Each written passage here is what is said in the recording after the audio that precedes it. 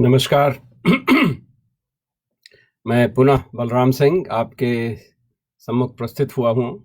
आज फिर से योगा की जो हमारी सीक्वल है उसमें बात करने के लिए, और अच्छा हुआ आज हम लैपटॉप पे बात कर सकते हैं क्योंकि लैपटॉप काम करने लगा हुआ है इसमें फेसबुक लाइव में।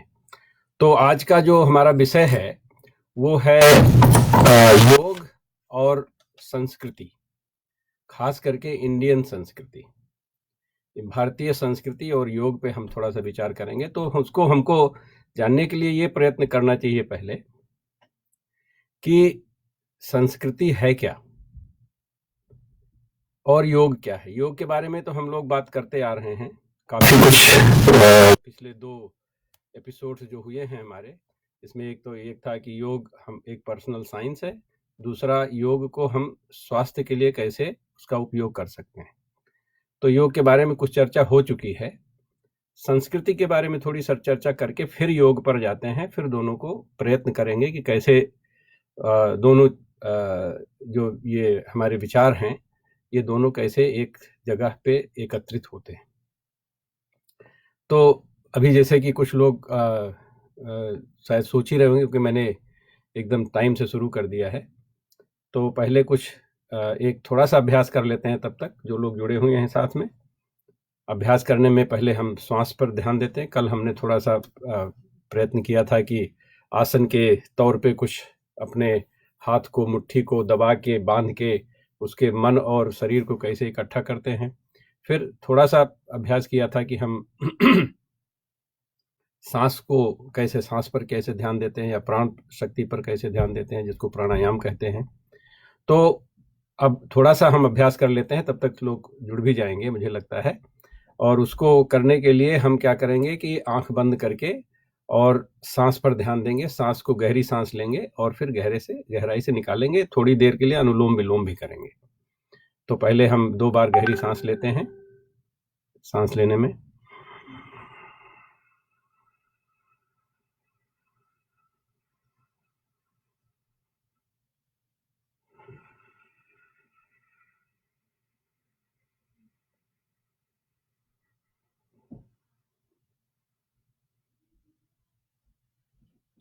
एक बार और गहरी सांस लेंगे,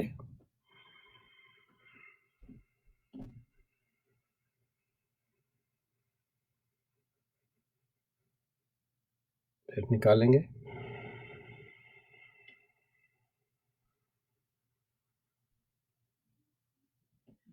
ऐसी क्रिया करने से हमारा ध्यान केंद्रित करने के लिए आदी हो जाता है, अभ्यास उसका हो जाता है। तो जो शुरू में कोई भी काम करने जा रहे हैं, अगर थोड़ी देर सिर्फ सांस पर ध्यान दें तो हमारा मस्तिष्क जो है, मन जो है, और जगहों से हटकर एक जगह केंद्रित हो जाता है, फिर उसको कहीं और ले जा सकते हैं। थोड़ा सा और एक क्रिया करते हैं कि मैं देख रहा हूँ, थोड़ा सा पढ़ रहा हूँ, कोई मैसेज तो नहीं आया है। हाँ, मैसेज आया हुआ है, लेकिन वो ठीक है, कोई बात नहीं उसमें। तो हम एक अनुलोम विलोम की क्रिया करते हैं।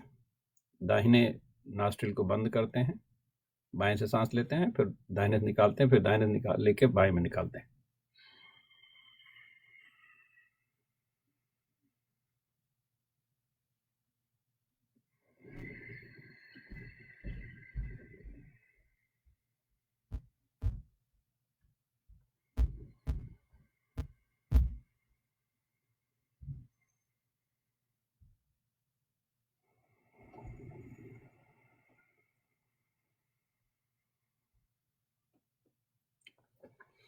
ये तो हो गई हमारी अभ्यास की क्रिया। अब आप कुछ लोग जुड़ भी गए हैं, तो हम जैसा कह रहे थे कि ये आज का जो विषय हमारा ये है कि योग और संस्कृति, या योग और भारतीय संस्कृति, इस पर हम थोड़ा सा विचार विमर्श करेंगे। तो ये जानना जरूरी है, संस्कृति है क्या। अबे ऐसे तो संस्कृति जो भी काम करें वो एक संस्कार के साथ करें, एक समानता के साथ करें, उसको शाब्दिक रूप में संस्कृति कहा जा सकता है। लेकिन वो व्यवहार क्या है वो हमारी बातें क्या हैं जो कि संस्कृति में आती हैं, जिसको अंग्रेजी में कल्चर कहते हैं। वैसे बैक्टीरिया का भी कल्चर होता है। उसको ग्रो जिस परिस्थिति में करते हैं वो उसको कल्चर कहते हैं, बैक्टीरियल कल्चर कहते हैं। बड़ा इंटरेस्टिंग चीज़ है कि ये इसमें दोनों में क्या समानता है, क्योंकि जो जिसमें हमारी ग्रोथ हो उसी को कल्चर कहते हैं, उसी को संस्कृति कहते हैं। जैसे बैक्टीरिया जिस मीडियम में हम डालते हैं उसके में उसका ग्रोथ होता है, उसको बैक्टीरियल कल्चर कहते हैं। उसी तरह से जिसमें मनुष्य की प्रगति हो, का विकास हो, उसको संस्कृति कहते हैं। तो उसके हम प्रैक्टिकल रूप से ये कहना चाहते हैं कि प्रैक्टिकल रूप से उसके 3-4 तत्व हैं जिनके बारे में हम बात करना चाहते हैं। संस्कृति में अगर आप जोड़िए तो एक भाषा आती है, क्योंकि हम एक दूसरे से कम्युनिकेट करते हैं। भारत में कई भाषाएं हैं।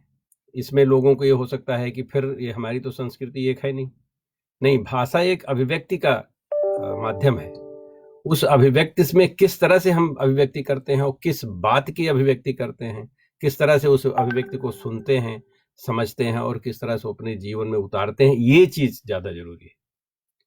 तो भाषा की जो अभिव्यक्ति है, अगर हम भाषा को देखना चाहते हैं तो भाषा जो है हमारे यहाँ की जो मूल भाषा है वो संस्कृत भाषा है। वो ऐसा माना जाता है कि सिर्फ हमारे यहाँ की ही नहीं बल्कि सारे विश्व की मूल भाषा जो है वो संस्कृत भाषा है। बाद में उसको अंग्रेजों ने इंडो यूरोपियन भाषा एक बनाया, उसमें संस्कृत को निकाला। लेकिन ये एक डिबेट का विषय है कि इंडो यूरोपियन भाषा पहले आई कि इंडो यूरोपियन भाषा को एक नाम देके संस्कृत भाषा को उसके से थोड़ा सा पीछे बताया गया, जिससे कि यूरोपियन भाषाओं का भी अपना महत्व बने। ये तो सत्य है कि यूरोप और भारत, ये सारे देश एक साथ ही संसार में आए हैं, तो अपनी उनकी भाषाएं होंगी ही। लेकिन संस्कृत भाषा जो है वो बड़ी ही सुदृढ़ भाषा है, जिसको ये कहा जाता है कि एक ऐसी भाषा है जिसको इसका जो व्याकरण है वो कम से कम 3000 साल से बदला नहीं है। इसलिए इसको कहते हैं कि ये कंप्यूटर की भाषा भी बहुत अच्छे से हो सकती है, क्योंकि इसमें बदलाव नहीं होता है, इसको एक मानक बनाया जा सकता है। ऐसा एक प्रोफेसर नोआम चॉम्स्की हैं, नोआम चॉम्स्की MIT में हैं, वो ऐसा कहते हैं। वो बल्कि उन्होंने कोशिश किया कि अंग्रेजी भाषा को भी इस तरह की भाषा बनाई जाए कि जिसमें उसमें परिवर्तन, लेकिन हर दूसरे साल में ही वो फेल हो जाती है, क्योंकि वो उसकी उत्पत्ति उस तरह से नहीं है। अब ज़्यादा उसमें नहीं जाना चाहते, क्योंकि हम आज विषय हमारा थोड़ा दूसरा है, सिर्फ भाषा पे नहीं बात करना चाहते। लेकिन संस्कृत भाषा की बहुत ही महिमा है, और उसके अक्षर कहाँ से निकलते हैं, अक्षर का मतलब क्या होता है जिसका क्षय नहीं हो, वो केमिस्ट्री से कैसे जुड़ता है, क्योंकि जो अक्षर है वो जो उसकी मीनिंग है, उस अक्षर की मीनिंग जो है वो ही हमारी मीनिंग केमिस्ट्री में एटम की होती है।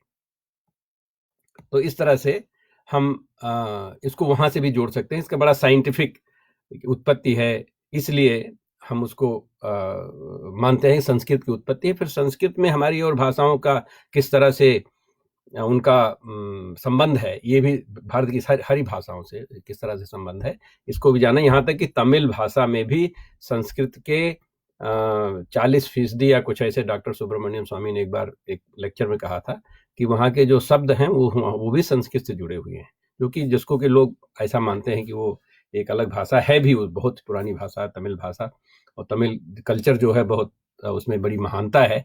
ये सब सत्य है, लेकिन मैं सिर्फ अभी भाषा पे बात कर रहा हूँ। तो भाषा जो है हमारे संस्कृति की का एक अंग है, और उसमें एक चीज है कि जो हमारी भाषा में हर भारतीय भाषा में, यहाँ तक उर्दू की जो भाषा है वो भी भारतीय भाषा है, उसमें हम पहले कर्ता, फिर कर्म और उसके बाद क्रिया पे जाते हैं।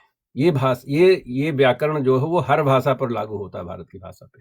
तो ये देखिए, तो उसमें अपनी एक समानता मिल जाती है। उसी तरह से उसका एक दूसरा अंग जो होता है किसी भी कल्चर या संस्कृति का, वो होता है भोजन। आप क्या खाते हैं, कब खाते हैं, कैसे खाते हैं। भारत में हर जगह पे लोग हाथ से भोजन करते हैं। कभी कभी बाहर के लोगों को ऐसा लगता है कि ये तो बड़ी ट्राइबल मेंटालिटी है, बैकवर्डनेस है, इनके पास चम्मच नहीं रहा होगा। जहाँ पे मान लीजिए चम्मच नहीं रहा होगा, मान लीजिए बात सही है, लेकिन ये देखने वाली बात है कि जिस कल्चर में हम पूरे ब्रह्मांड की व्याख्या करने के लिए बैठे रहते हैं, एक एक कण की बात करते हैं, वो चम्मच नहीं बना सकता। जहां पे ब्रह्मास्त्र की बात हुई वो चम्मच नहीं बना सकता या चम्मच से खा नहीं सकता। ये बड़ी विडंबना लगती है। इसलिए उसका दूसरा कारण यह है कि हम जब किसी भोजन को करते हैं तो भोजन से जुड़ते हैं। भोजन जो करते हैं, अभी अगर आप जैसे हाथ भी लोग मिलाते हैं, हाथ जब मिलाते हैं तो कोई सही में एक दूसरे को टच नहीं करता है। उसकी जो ऑरा होती है, जो एनर्जी होती है, वो लगता है कि मिल रही है, लेकिन लोगों ने माइक्रोस्कोप में देखा हुआ है कि कुछ एंगस्ट्रम का फर्क रहता है। इसलिए जो हम भोजन करते हैं वो भी हम अपने शरीर में मिलाते हैं, एक तरह का योग है। और उस जो भोजन हम कर रहे हैं उस ऐसे तो एकदम से टच नहीं करता है, लेकिन हमारे ऊपर उसका प्रभाव पड़ता है, एक दूसरे को हम प्रभावित करते हैं। तो कैसा, जब हम भोजन हाथ से खाते हैं तो हमारी जो पांचों ज्ञानेंद्रियां हैं, हम उनका भोजन को सिर्फ स्वाद से नहीं खाते। अगर आप कभी टेस्ट करके देख लीजिए, अगर आपको सेव खाना है, आम खाना है, अमरूद खाना है, आप नाक बंद करके खाइए, नाक बंद करके खाइए, आपको उसका स्वाद दूसरा लगेगा। और अगर आप इसका मतलब है कि हमारी जो घ्राण शक्ति, उसका भी प्रभाव है, स्वाद पर भी प्रभाव है। आप उसको मत देखिए, उसका दूसरा प्रभाव पड़ेगा। तो हमारे जो पांचों ज्ञानेंद्रियां हैं, इनका प्रभाव पड़ता है। तो हम हाथ से जो स्पर्श का भाव है वो देते हैं। और ऐसा कहा गया है, इस एक्सपेरिमेंट भी किया गया है, जब हाथ से आप भोजन शुरू करते हैं तब आपके अंदर जो डाइजेस्टिव स्राव होते हैं, एंजाइम्स होते हैं, वो उनका प्रवाह शुरू हो जाता है, क्योंकि आप जब टच करते हैं तब से हो जाता है।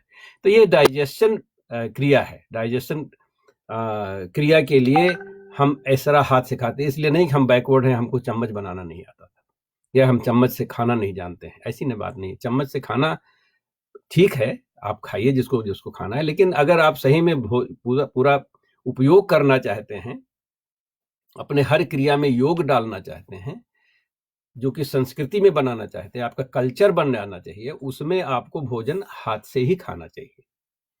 और पूरे उसको देखिए, उस पर ध्यान दीजिए। लोग कहते हैं कि भोजन करते समय बातचीत नहीं करनी चाहिए क्योंकि ध्यान बंट जाता है। आप कर सकते हैं ऐसा, बहुत सारे मल्टीटास्किंग कर सकते हैं, लेकिन उसके लिए बड़ा अभ्यास करना पड़ता है। अगर आप बहुत अभ्यास कर लें एक एकाग्र होकर भोजन करने का, फिर आप ऐसा करें कि जो दूसरा काम करें फिर भी आपकी एकाग्रता इसमें यहाँ से छूटे नहीं, तब आप दूसरा भी काम कर सकते हैं। मल्टीटास्किंग का मतलब नहीं है कि इसको छोड़ के उसको करें, ऐसा नहीं। और मल्टीटास्किंग कोई कभी दौड़ के ये कर रहे, कभी दौड़ के नहीं, आप एक साथ कर सकते हैं, क्योंकि हमारा शरीर सारा काम एक साथ करता है, क्योंकि उसमें अंदर योग है, जुड़ा हुआ है, हर चीज जुड़ा हुआ, उसी भाव से जुड़ा हुआ जिस भाव से जुड़ना चाहिए।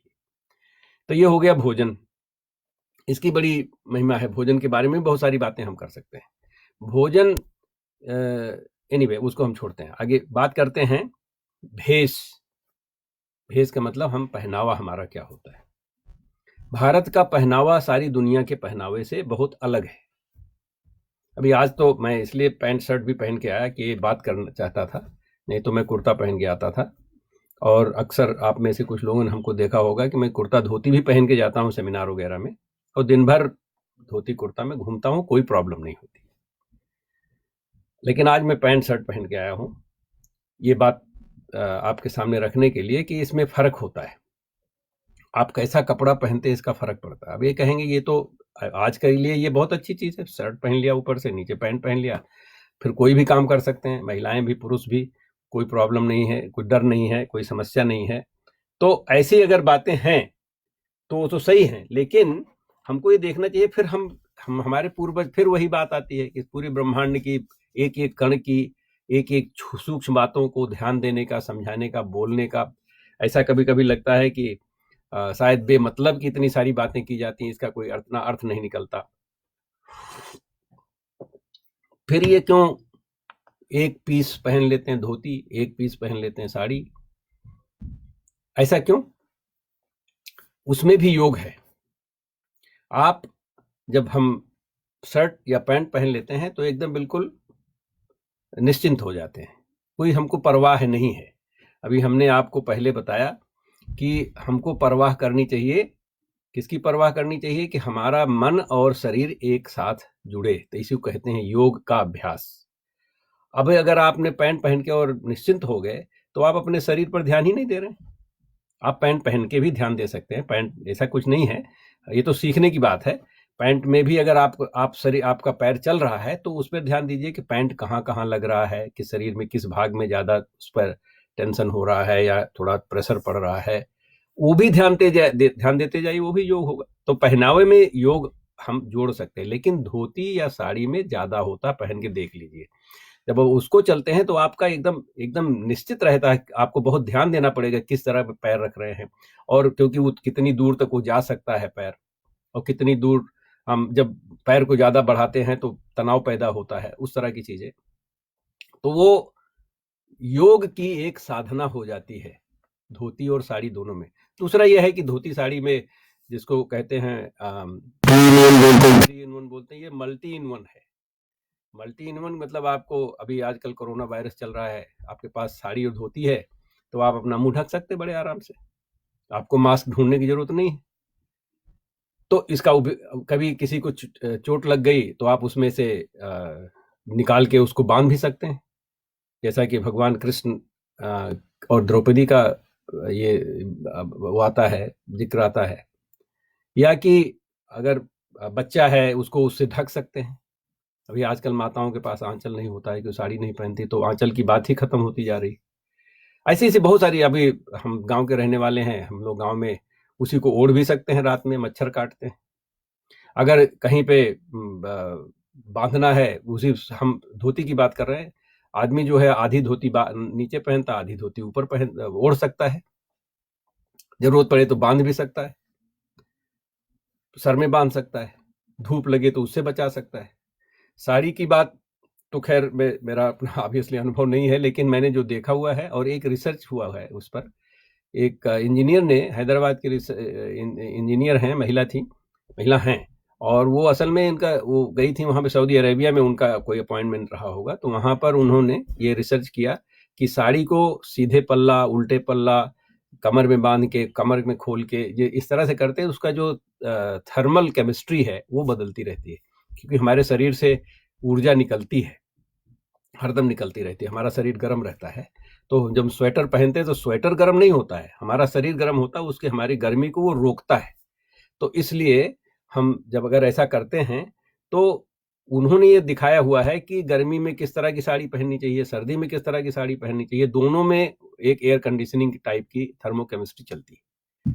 तो ये मैं बहुत संक्षेप में बता रहा हूं कि भेष जो है हमारा, वो भी इस चीज को इंगित करता है। फिर उसके कलर क्या होते हैं, फिर बच्चों के ऊपर क्या प्रभाव पड़ता है, माताओं के खास करके बहुरंगी कपड़े पहनते हैं तो बच्चों की जो बुद्धि है, वो छोटे छोटे बच्चों की, उससे उनके विकास में, न्यूरोलॉजिकल और न्यूरोसाइंटिफिक विकास में उनको उसका फायदा होता है। तो ये तो हो गया एक वो एस्पेक्ट जिसको हम कहना चाहते थे कि हमारी संस्कृति में या कल्चर में भाषा, भोजन और भेष किस तरह से हमको योग के साथ जोड़ सकता है। तो अब तीसरी बात, जो चौथी बात मैं कहना चाहता, 4 एलिमेंट में बताना चाहता, व्यवहार भी जो है हमारा, वो भी हमारी संस्कृति या कल्चर का एक भाग बनता है। अब व्यवहार में जैसे कि अभी आप लोगों ने देखा, वो नमस्ते करते हैं, अब सारे लोग नमस्ते करने लगे, आज कोरोना की वजह से सारे लोग नमस्ते करने लगे। हो सकता है कि ये कभी पुराने ज़माने में इस तरह की बीमारियां हुई हों और लोगों का ये अनुभव रहा हो, इस तरह से करते हैं, लेकिन यह है, इसके पीछे फिलॉसफी कल्चर है कि हम अपने कर्मेंद्रियों, ज्ञानेंद्रियों दोनों को एक साथ जोड़कर, आपके अंदर जो एक शक्ति है, ईश्वर शक्ति, उसको हम प्रणाम करते हैं। तो हम चूंकि अपने अंदर भी ईश्वर शक्ति मानते हैं, आपके अंदर भी ईश्वर शक्ति मानते हैं, तो हमारा ये सोशल बॉन्डिंग हो जाती है कि हम उसको प्रणाम करते हैं, क्योंकि हम रिकॉग्नाइज करते हैं कि आपके अंदर भी वो दैविक शक्ति है, और जो हमारे अंदर भी, तो हम लोग बराबर हैं, तो हमारे संबंध बनते हैं। संबंध जो शब्द आता है, वो संबंध समानता का बंधन। अभी आप सोशल शब्द मान लीजिए, सोशल का क्या मतलब होता है? आजकल सोशल डिस्टेंसिंग हो गई। सोशल डिस्टेंसिंग मतलब हुआ फिजिकल डिस्टेंसिंग। फिजिकल डिस्टेंसिंग हो रही है, उसको हम सोशल डिस्टेंसिंग का नाम दे दिए हैं। लेकिन उसमें जो बात ये आती है, ये है कि ये हम सोशल बिहेवियर हमारा जो होता है, अब ये भी इस पर ये काफ़ी चर्चा का विषय बना हुआ है कि सोशल डिस्टेंसिंग बोलें, उसको फिजिकल डिस्टेंसिंग बोलें। अभी अगर बोलते हैं सोशल डिस्टेंसिंग है, फिजिकल डिस्टेंसिंग बोलना चाहिए, क्योंकि सोशल डिस्टेंसिंग में छूत अछूत की बात आ गई है, जो कि भारत की कहीं ना कहीं भारत के इतिहास में ये आया हुआ, उसका दुरुपयोग भी हुआ है। लेकिन अब आज ये समझने की बात है कि जो छूत अछूत की बात हुई है, वो किसी गहरे विचार के या परिस्थिति के कारण ये बात आई रही होगी, जिसका कि दुरुपयोग किया गया है, जो कि हर वक्त होता, हर चीज का। डेमोक्रेसी का दुरुपयोग हो रहा है आज। डेमोक्रेसी में लोग तरह तरह के भेदभाव पैदा करके वोट मांगने के चक्कर में डेमोक्रेसी भी बदनाम हो रही है। उसी तरह से छूत अछूत की बात भी एक हो सकता है किसी अच्छे कारण से शुरू हुई होगी, लेकिन उसको बाद में लोगों ने अपने हित के कारण बदनाम किया। मैं छूत अछूत की बात तो ये ऐसा है कि घर में भी मैं अछूत माना जाता था। पहले मैं मीट मछली खाता था बचपन में। मैं छोटा सा था, 4-5 साल का हुआ हूँगा।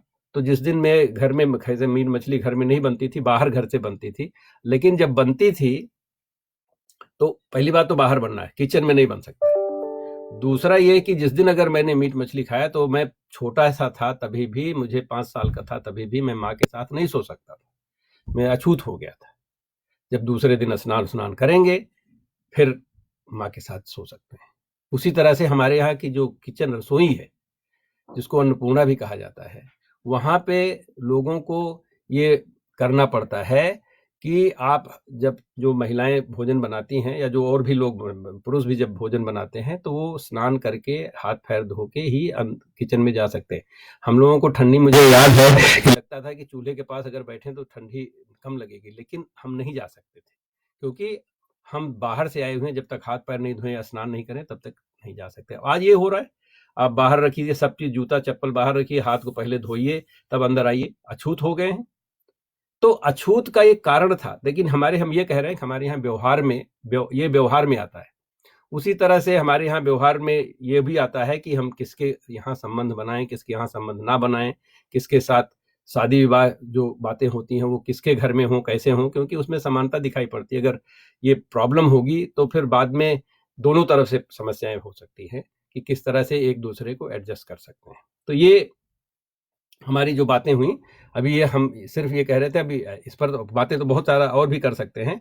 अभी प्रोफेसर आरपी सिंह से मेरी सुबह बात हो रही थी, तो उन्होंने बड़ी इंटरेस्टिंग चीज मुझे बताई कि जो हमारा यहाँ पे जो अब योग की बात कहें तो योग में तो हमने ये देखा हुआ है कि यम नियम, इसके लिए मैंने पिछली बार चर्चा की थी, यम नियम, फिर आसन प्राणायाम प्रत्याहार धारणा ध्यान समाधि, ये अष्टांग है।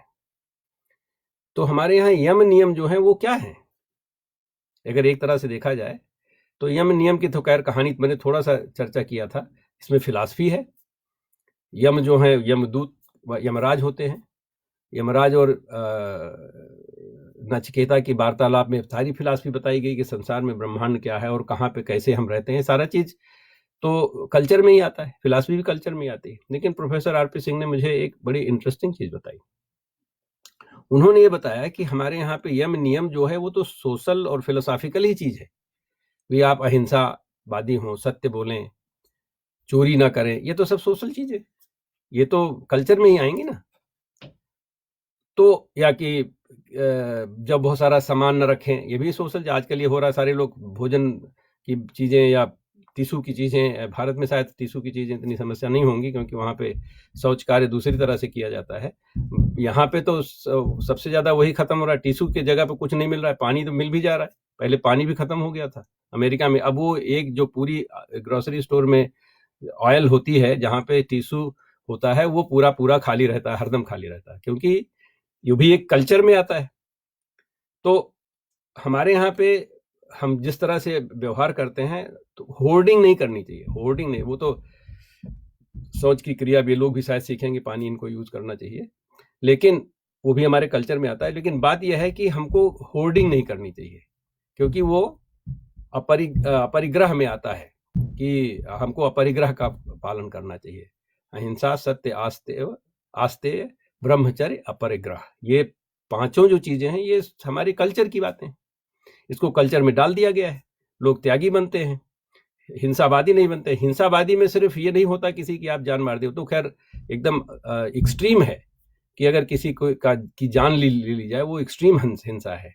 ये कि किसी के साथ कोई वायलेशन नहीं होना चाहिए। अगर आपकी कोई प्रकृति है, चाहे वो इंसान की हो चाहे जानवर की हो, उसकी जो प्रकृति है उसके हिसाब से आजकल लोग, आपने देखा हुआ कि किसी को अगर भी कोई बीमारी हो जाती है तो हम क्या करें, उसकी बीमारी है।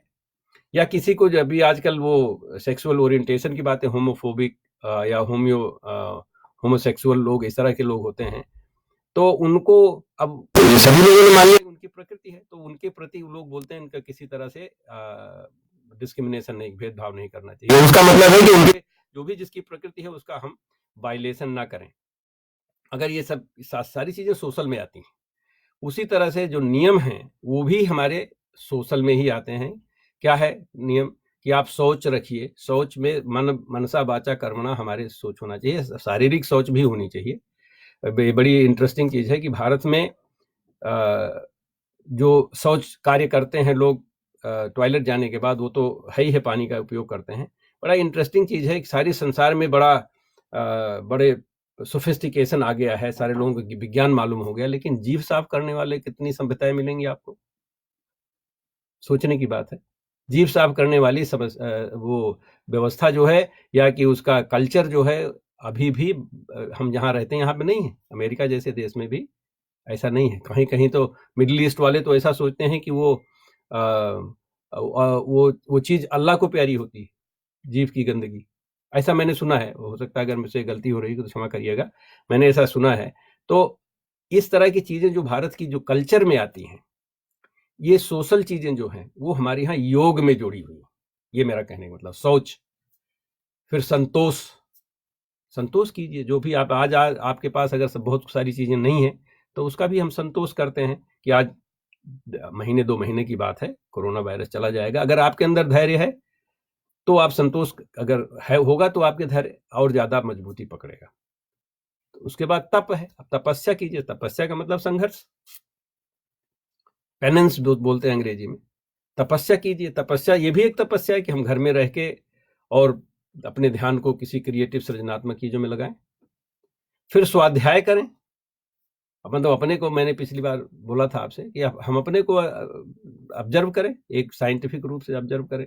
फिर ईश्वर प्रणिधान, ईश्वर की व्यवस्था में ईश्वर का जो भाव है उसमें अपने को समर्पित करें। मतलब हम क्लेश और कर्म फल से परे हो जाएं। कोई कष्ट हो कोई बात नहीं, कोई फायदा होता है नुकसान होता कोई बात नहीं, हमको अपने प्रकृति के हिसाब से आगे जो हम अपने को समझते हैं उसके हिसाब से अपना काम करते रहना चाहिए। उसी तरह से तो प्रोफेसर आरपी सिंह ने ये कहा कि ये तो सोशियो फिलोसॉफिकल यम नियम, सोशियो फिलोसॉफिकल हैं। फिर आसन प्राणायाम जो है वो फिजिकल, आसन जो है वो फिजिकल होता है। प्राणायाम भी एक तरह से फिजियोलॉजिकल होता है, क्योंकि उससे हमारे कोशिकाओं में उसका प्रभाव पड़ता है। फिर अगर उसके आगे बढ़ते हैं, प्रत्याहार और धारणा जो है वो साइकोलॉजिकल है, क्योंकि मैंने कहा था कि अब अगर आप पूरी तरह से कर्मेंद्रिय ज्ञानेंद्रियों का पूरा चरम सीमा उत्कंठा पे पहुंच गए हैं आप, फिर उसको त्याग कर दीजिए। कैसे त्याग करेंगे? साइकोलॉजिकल, मन से त्याग करेंगे। हम उसको छोड़ देते हैं, मन को भी वहीं छोड़ देते हैं, उसको हमने अपने कंट्रोल में किया था। अब हम चित्त स्थिति में पहुंचते हैं जो कि साइकोलॉजिकल है, और उससे फिर हमारी धारणा बनती है। और आखिरी के जो हमारे योग में आते हैं, जो कि जिसको ध्यान और समाधि कहते हैं, वो मिस्टिकल है। मतलब उसको एक्सप्लेन नहीं किया जा सकता है। हमने बताया था पिछली बार कि ध्यान लगता है, लगाया नहीं जाता है, अपने आप लग जाता है। अगर आपके अंदर आपने प्रत्याहार और धारणा तक आप पहुंच गए हैं, अगर ध्यान आपका धारणा बन जाती है तो ध्यान लग जाता है और समाधि हो जाती है। इसी को मिस्टिकल कहने का मतलब उसको शब्दों में हम अभिव्यक्त नहीं कर सकते, इसको मिस्टिकल कहते हैं। तो इस तरह से अगर हम ध्यान दें तो हमारे योग जो हैं और हमारा जो संस्कृति जो है वो सारी जुड़ी हुई है। तो अब हम एक चीज आपको बताना चाहते हैं कि भारत की संस्कृति में जो 3-4 चीजें जिसको हम बहुत ध्यान से बहुत सारे लोग बोलते भी हैं इस चीज को, और जिस तरह से बातें करते हैं हम समझने का हमारी जो सभ्यता संस्कृति है, क्षमा कीजिएगा हमारे यहाँ कुछ एक और प्रोग्राम चलने वाला है इसलिए कुछ आवाज आ रही है वहाँ पीछे से। तो वो दूसरा जो मैं ये कह रहा हूँ कि हमारे यहाँ की जो मानक दार्शनिक या कल्चरल वैल्यूज हैं उनको अगर हम देखना चाहें तो हम ये कह सकते हैं कि 3-4 चीजों में आपको उसको समराइज करना चाहूंगा। एक तो है कि एकम सत विप्राह बहुधा वदंती, ये हमारे यहाँ बहुत अक्सर लोग कहते रहते हैं। ये एक वैज्ञानिक दृष्टिकोण है, क्योंकि किसी भी चीज को जब हम कई दृष्टिकोण से देखेंगे तभी वो वैज्ञानिक सत्य होगा। साइंटिफिक ट्रूथ की मैंने परिभाषा बताई थी, नॉन फॉल्सिफाइबल और ऑब्जेक्टिव होनी चाहिए। तो उसको करने के लिए जब तक सारे लोगों की बातों को समझेंगे नहीं, समझाएंगे नहीं, तब तक उस तथ्य तक हम पहुंच नहीं सकते। तो ये उसका मतलब होता है। लेकिन अब इसमें एकम सत्य तो सही है, सत्य तो एक ही है। बहुधा वदंती बहुत तरह से कहा भी जा सकता है, लेकिन कौन कह सकता है, ये बड़ी इंटरेस्टिंग चीज है। वो कौन कह सकता है, ये है कि हम वही कह सकता है जो विप्र हो। अब आप लोगों को बहुत सारे लोग इसमें जो जुड़े हुए हैं, संस्कृत का बहुत ज्ञान है और उसको समझ भी सकते हैं कि वो कहते हैं जन्मते जायते शूद्रा, जब जन्म से सभी शूद्र होते हैं, क्योंकि उनको ज्ञान वो नहीं, शूद्र मतलब हम कोई इसमें बुराई नहीं, सारे लोग ऐसे होते हैं। शूद्र की भी बड़ी अच्छी परिभाषा है, मैं देखता हूं कि अगर समय मिलता है तो आज भी बोलता हूं क्योंकि कल्चर में आता है। लेकिन जो व्यक्ति पढ़ता है, समझता है, जो वेद का ज्ञान जिसको ज्ञान होता है वो विप्र होता है। तो हमको उस स्तर पे पहुंचना चाहिए जहां पे हम एक ही बात को कई तरह से कह सकते हैं, तो हम सबसे जुड़ जाएंगे, सबसे अलग नहीं होंगे। ये योग का एक उद्देश्य होता है। तो ये तो हुआ एकम सत्य विप्राह बहुधा वदंती। कभी कभी लोग बोलते हैं कि ट्रूथ इज, अंग्रेजी में truth is one, people call it people. ऐसा नहीं हो सकता। जैसे डेमोक्रेसी का मतलब ये नहीं हो सकता है कि सारे लोग बुद्धिमान हैं। अगर सबको वोट देने का जिस तरह से हमारे यहाँ की व्यवस्था है और जिस तरह से लोग उनको आजकल भड़का के किसी तरह से भेदभाव दिखा के और वोट लेके अपने बैठे हुए हैं और बाकी हमारी समस्या जो भी बनी रहे, तो उससे ये काम नहीं चल सकता, क्योंकि इस तरह से भीड़ तंत्र नहीं बनाया जा सकता है। अगर भीड़ तंत्र है तो ये हमारे यहाँ का तंत्र नहीं है। मैं विश्वास करता हूँ प्रजातंत्र में, और प्रजातंत्र के बारे में कभी और ज्यादा बोलूंगा। तो ये मैं ये कह रहा हूँ कि जो कोई बोलने वाला हो, जो समझने वाला हो, उसको वो भाव आना चाहिए जिस भाव से वो किसी चीज को कई एंगल से, कई दृष्टिकोण से देख सकता हो, जो कि वैज्ञानिक लोग अक्सर ये किया करते हैं। दूसरा, हमारे यहाँ की जो एक और बात जो अक्सर लोग कहते हैं, वो कहते हैं वसुधैव कुटुंबकम। तो वसुधैव कुटुंबकम का भाव जो है, वैसे ये एक उपनिषद का है, बाद में इसको और जगहों पे भी लिखा हुआ है। तो जो वसुधैव कुटुंबकम की जो बात है, वो वसुधैव कुटुंबकम कैसे करेंगे? उसमें अयम निजा परो वेति गणना लघु चेत साम उदार चरिता नाम वसुधैव कुटुंबकम। मतलब ये मेरा है, ये तेरा है, ये छोटी छोटी बातें हैं। ये छोटे लोग छोटी बुद्धि की लोग बात करते हैं। जिनके अंदर योग का अभ्यास है, योग का ज्ञान है, वो किसी चीज को अलग मानते ही नहीं। मेरा तेरा कुछ है ही नहीं। जैसे मैंने कहा ना कि हमने नमस्ते किया, इसी कल्चर से हमको ये पता लगता है कि हम आपके अंदर की जो डिविनिटी, हमारे अंदर की जो डिविनिटी एक ही है, तो इसमें हम भेदभाव करने का सवाल ही नहीं होता है। उसी तरह से हम वसुधैव कुटुंबकम तभी मान पाएंगे जब हम सबको बराबर ये माने। और बराबर क्या मानेंगे? सभी ईश्वरमय है, सभी ईश्वरमय है, तभी ये हो सकता है। तो उसको करने के लिए अभ्यास करना पड़ता है। जैसे मैंने कहा था कि माता जो है वो पहले ये ज्ञान देती है प्रेम करने का, और जैसे हमारे भारत की परंपरा रही संयुक्त परिवार की, तो उसमें ये अपना तेरा मेरा खत्म हो जाता है। मुझे याद है, मेरे भाई के बच्चे हैं, वो बहुत छोटे छोटे से, हमको आज तक याद नहीं, मैंने अपने भतीजों से पूछा भी, हम लोग साथ में रहते हैं, तो उनसे पूछा कभी तुम्हारे पिताजी ने तुमको एक कोई बिस्कुट ला के खरीद के दिया, या कोई खिलौना खरीद के दिया, या कभी तुम्हारे साथ तुमको गोदी में उठाया? नहीं, अभी हुआ ही नहीं, क्योंकि हम लोग करते थे उसको। तो हम सब आप एक दूसरे को अपना मानते हैं। ये तभी वसुधैव कुटुंबकम तो बहुत दूर है। उसमें सांप, बिच्छू, मच्छर, कोरोना, शेर, बंदर, तरह तरह की चीजें हैं। बिच्छू तो मैं पहले ही बोल चुका हूँ। चीते होते हैं, तरह तरह के सांप होते हैं, उनको कैसे, कीड़े मकोड़े होते हैं, कैसे हम अपना कुटुंब कैसे मानेंगे जब हमने अभ्यास किया नहीं। पहला अभ्यास है आप अपने परिवार में कीजिए, फिर अपने समाज में कीजिए, फिर अपने देश में कीजिए, फिर सारे संसार में कीजिए, तब कहीं पूरे वसुंधरा की बात आएगी। फिर क्योंकि हमारे यहाँ योग जो है ये हमको बताता है कि हम कैसे पूरे ब्रह्मांड से जुड़ें। वो कैसे जुड़ते हैं? अहम ब्रह्मास्मि, ये तीसरी बात है जो कि भारत में कही जाती है। अहम ब्रह्मास्मि, ये भी वेद का ज्ञान है। और अहम ब्रह्मास्मि से ये हमको पता लगता है कि ये जब हमको पूरा ज्ञान योग से हो जाएगा तो ये जो सारा ब्रह्मांड है, जो भी कुछ दिखाई पड़ता है, वो हम ही हैं, हमारे अंदर ही है। यथा पिंडे तथा ब्रह्मांडे, जो हमारे अंदर है वही बाहर है। तो जब हम उसको अपना मानेंगे, कैसे मानेंगे? जब तक हम योग का अभ्यास नहीं करेंगे तब तक नहीं। ये पूरी जो भारत की संस्कृति है, योग की संस्कृति है,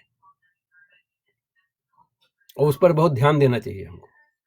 बड़ा इंटरेस्टिंग चीज है कि हमारे यहाँ का जो सब ग्रंथ जिसको मानते हैं, हिंदू ग्रंथ मानते हैं, महाभारत तो सारे भारत के सारे लोग मानते हैं, लेकिन जो हिंदुओं का ग्रंथ है वो है भगवद गीता।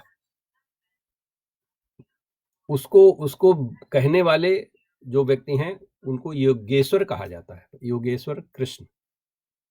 सारी विधि जो है संसार को चलाने की, सारी बात जो कही गई किसी भी परिस्थिति में, वो भगवद गीता में उसका उल्लेख है। और उसको वहां पे हर चीज को, हर चैप्टर ये किसी तरह का योग, कहीं विषाद योग है तो कहीं सांख्य योग है तो कहीं कर्म योग है, हर चीज योग है। भारत की पूरी संस्कृति योग है। अब मैं थोड़ा सा आपको वो जो मैंने कहा था मैं चर्चा करूंगा। इसी योग में वर्ण भी है। कुछ लोगों को बुरा लगता है क्योंकि उनके साथ अन्याय हुआ है, कुछ लोगों को ये चीज आगे बढ़ाने में या उसकी भ्रांतियों को आगे बढ़ाने में रुचि है क्योंकि उससे उनका आज फायदा होता है, वो राजनीति वगैरह के लोग हैं। लेकिन जो व्यक्ति या हमारी जो समूह, अगर हम चाहते हैं कि सच्चाई को समझने का प्रयत्न करें तो पूरी गीता को पूरी तरह से पढ़ना चाहिए। उसमें तरह तरह के योग लिखे हुए हैं। उसी में चौथे चैप्टर में ये लिखा हुआ है कि चातुर्वर्ण्यम मया सृष्टम गुण कर्म विभागसा। चारों वर्ण का, मया का मतलब मैं का मतलब ये कोई दूसरा कहीं और नहीं बैठा हुआ है यहाँ पे। अगर आपको आत्मज्ञान हो गया तो आपको ये अनावश्यक दिखाई पड़ेगा।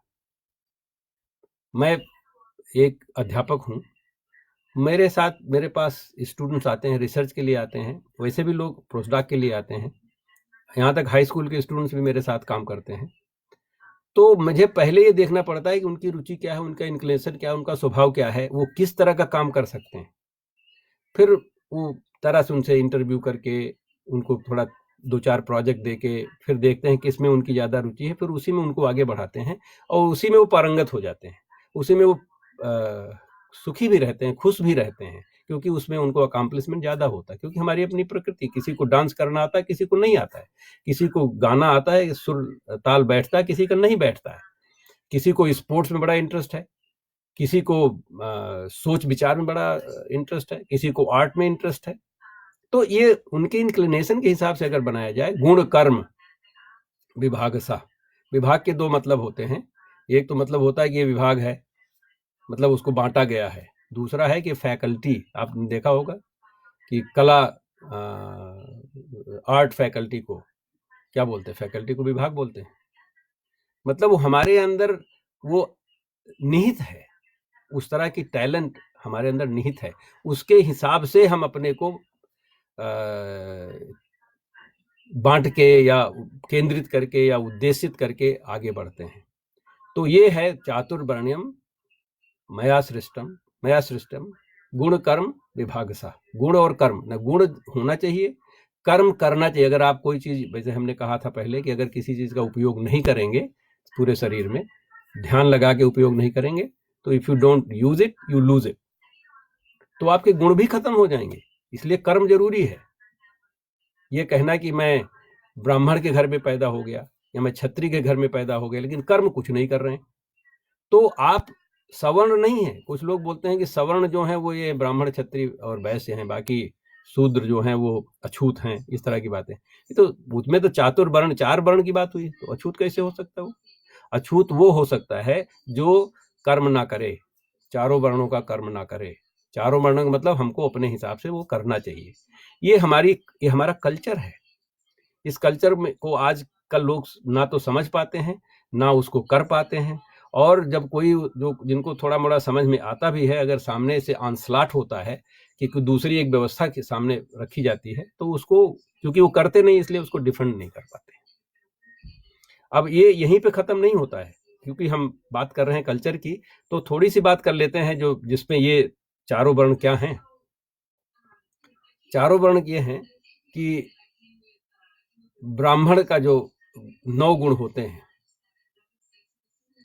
समो दमो तपः शौचम क्षांतिर्राजमेव च ज्ञानम विज्ञानम आस्तिक्यम ब्रह्म कर्म स्वभाव। भाई पूरा व्याख्या करने का समय नहीं है, लेकिन सम जो है, जो समन करता है, इंद्रियों का समन कर सकता है, सारी अपनी इंद्रियों का समन प्रत्याहार में जो आता है, कितने लोग आपको मिलेंगे जो कर सकते हैं? कोई नहीं मिलेगा, मुझे आज तक नहीं मिला हुआ है। मैं एक सोसाइटी बनाना चाहता हूँ ब्राह्मणों की। मैंने कहा है कि मैं अपने जेब से $1000 प्रति वर्ष दूंगा अगर एक भी व्यक्ति मिल जाए उस सोसाइटी के लिए। आज तक नहीं मिला हुआ है। 2001 में मैंने ये अनाउंसमेंट किया था, है ही नहीं, तो हम तो मान लेंगे हम नहीं है। ऐसा नहीं कि ऐसे लोग हैं नहीं, उनको मौका नहीं मिल रहा है, क्योंकि दुनिया भर के पाखंडी लोग घूम रहे हैं ब्राह्मण बन के। ये हमारे यहाँ का कल्चर जो है उसकी उसमें उसका पतन हुआ है। उसी तरह से क्षत्रियों का है, शौर्यम तेजो धृतिर्दाक्ष्यम युद्धे चाप्य पलायनम दानम ईश्वर भावश्च छात्र कर्म स्वभावजम। स्वाभाविक रूप से क्षत्रिय का कर्म होता है। तो मैंने पहले वाला भी बोला, वो भी स्वाभाविक रूप से ऐसा होता है, लेकिन चूंकि उनको मौका नहीं मिल रहा है। ऐसा नहीं कि ब्राह्मण नहीं, ब्राह्मण तो कहीं भी हो सकता है, वो अपने पूर्व कर्म से होता है, ऐसा लोग मानते हैं। मुझे नहीं मालूम है पूर्व कर्म किसी का क्या है, लेकिन चूंकि हमको ये नहीं मालूम कि अभी आप कैसे एक्सप्लेन कर सकते इसे, ऐसा ये मान लेने में हमको बुराई नहीं लगती। चलो कुछ और बात है, उसको आप पूर्व कर्म कहना चाहते कह दो। लेकिन क्षत्रिय भी मैं ये कह रहा था कि शौर्यम तेजो धृतिर्दाक्ष्यम, इसको सबको मान लीजिए हम छोड़ भी देते हैं। उसमें आखिरी में है दानम ईश्वर भावश्च। ईश्वर भाव सिर्फ क्षत्रियों के लिए कहा गया है, और क्षत्रियों के लिए ईश्वर भाव इसलिए कहा गया है कि ये सबको बराबर माने।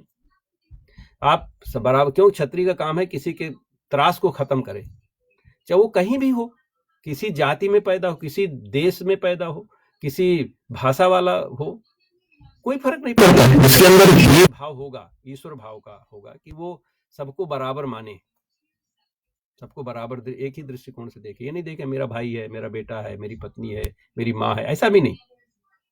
अगर आपको ये क्षत्रित्व देखना है तो रामकृष्ण में देखिए, उन्होंने कभी ऐसा नहीं देखा। उन्होंने जो उनके कर्तव्य थे उसको किया। क्षत्रित्व भाव, ऐसे क्षत्रित्व भाव उपनिषद में लिखा हुआ है कि क्षत्रियों की उत्पत्ति कहाँ से है? वो ब्राह्मणों से है। ब्राह्मणों में जो सर्वोच्च ब्राह्मण थे उनको क्षत्रिय बनाया गया, क्योंकि उनके अंदर कर्म और गुण दोनों हुआ करते थे, जिसको व्यवस्थित रूप से प्रैक्टिकल करके दिखा सकते हैं, इसलिए वो क्षत्रिय बने। उनकी क्षत्रियों की पूजा ब्राह्मण राम और कृष्ण की पूजा करते हैं, क्योंकि उन्होंने ये चीज दिखाया, प्रैक्टिकली हो सकता है, करना बहुत जरूरी है। तो ये हुआ क्षत्रिय के। वैश्य की बात है, कृषि गौरक्ष वाणिज्यम। कृषि को लोग फार्मिंग से जोड़ते हैं, लेकिन कृषि का असली मतलब क्या है कि क्रिएटिविटी। लंबा विषय है, उसको मैं उस पर रिसर्च कर रहा हूं और संस्कृत के लोगों से भी विचार विमर्श कर रहा हूं। गौरक्ष का मतलब होता है, गौ की तो गाय की रक्षा ठीक है, गौ का एक दूसरा मतलब होता है भूमि की रक्षा करना, मतलब सस्टेनेबल काम करना। वाणिज्य कब करेगा? जब क्रिएटिविटी हो और उसके अंदर सस्टेनेबिलिटी के भाव हो, कि वो पूरे वसुधा को उसका शोषण न करे, पृथ्वी का शोषण न करे। गौरक्ष। फिर उस वाणिज्य आपको करना है तो करिए। लेकिन आजकल क्या हो रहा है, अभी ये तो कोरोना ने सबको ठीक ठाक कर दिया थोड़ा सा, कि आपकी एयर पोल्यूशन खत्म हो गया है, नदी का पानी साफ हो गया है, क्या क्या नहीं हो गया है। नहीं तो हम अपने भ्रम में लगे हुए थे। क्रिएटिविटी चाहे कम हो, गौरक्ष तो को मारिए गोली, सब गाय के लिए लड़ाई हो रही है, गाय को मारेंगे नहीं मारेंगे, यहाँ पर पूरी पृथ्वी का सत्यानाश कर रहे थे। तो मैं ये योग की बात कर रहा हूँ। अभी मैं ये सब ये कृष्ण ने कहा हुआ है, गीता में सारा योग है, हर चैप्टर का योग है, योगेश्वर ने कहा ये। अब मैं आखिरी वाले पे आता हूँ, शूद्र, जिसको सब लोग बहुत, अब इतने लोग में आपको ब्राह्मण तो एक मिला नहीं मुझे, क्षत्रिय को मैं जानता नहीं अभी तक किसी को, वैश्य में हो सकता है कुछ मिल जाए, कुछ इन्हें गिने, 1 दर्जन 2 दर्जन, जैसे टाटा जैसे कुछ लोग हैं जिनको कुछ उस श्रेणी में कहा जा सकता है। बाकी तो सब शूद्र ही हैं। मैं भी शूद्र हूं, मुझे अच्छा शूद्र बनना चाहिए। सब तो शूद्र हैं, और शूद्र की बहुत बड़ी महिमा है। सारे डॉक्टर, सारे इंजीनियर, सारे प्रोफेसर, सारे लोग शूद्र हैं। और उनको ये कहा गया, परिचर्यात्मकम कर्म शूद्रस अपि स्वभावजम। आप हमारे साथ डॉक्टर अपर्णा धीर काम कर रही हैं इस विषय पर थोड़ा सा, हमने 1-2 हम लोगों ने आर्टिकल भी लिखा हुआ है, उसमें ये बड़ा इंटरेस्टिंग, सारे जगह ये लिखते हैं कि बाकी ये शूद्रों का काम है बाकी सबकी सेवा करना। बाकी सब में क्या मतलब, वो 3 लोग, ऐसा नहीं है। बाकी 3 मतलब वो ब्राह्मण, क्षत्रिय, वैश्य की सेवा करना शूद्रों का काम है, ऐसा इंप्लाई किया गया है, हर जगह पे लिखा हुआ है ऐसे। लेकिन इसमें ये कि लिखा हुआ देखिए, ब्रह्म कर्म, सॉरी, परिचर्यात्मकम कर्म शूद्रस अपि स्वभावजम। अपि का मतलब होता है भी। सिंपल संस्कृत मैंने 6वीं दर्जे में पढ़ी थी। अपि का मतलब होता है भी। तो उसमें ये होता है कि शूद्र का काम है स्वाभाविक रूप से सेवा करना, शूद्र का भी काम है सेवा करना। बाकी जो सारे गुण हैं, जैसे हमने कहा ना, डॉक्टर, इंजीनियर, यही हैं जिसकी प्रजा की बात में कह रहा था पहले, जिसके प्रजापति मतलब ब्रह्मा, इनका अंतिम लक्ष्य है।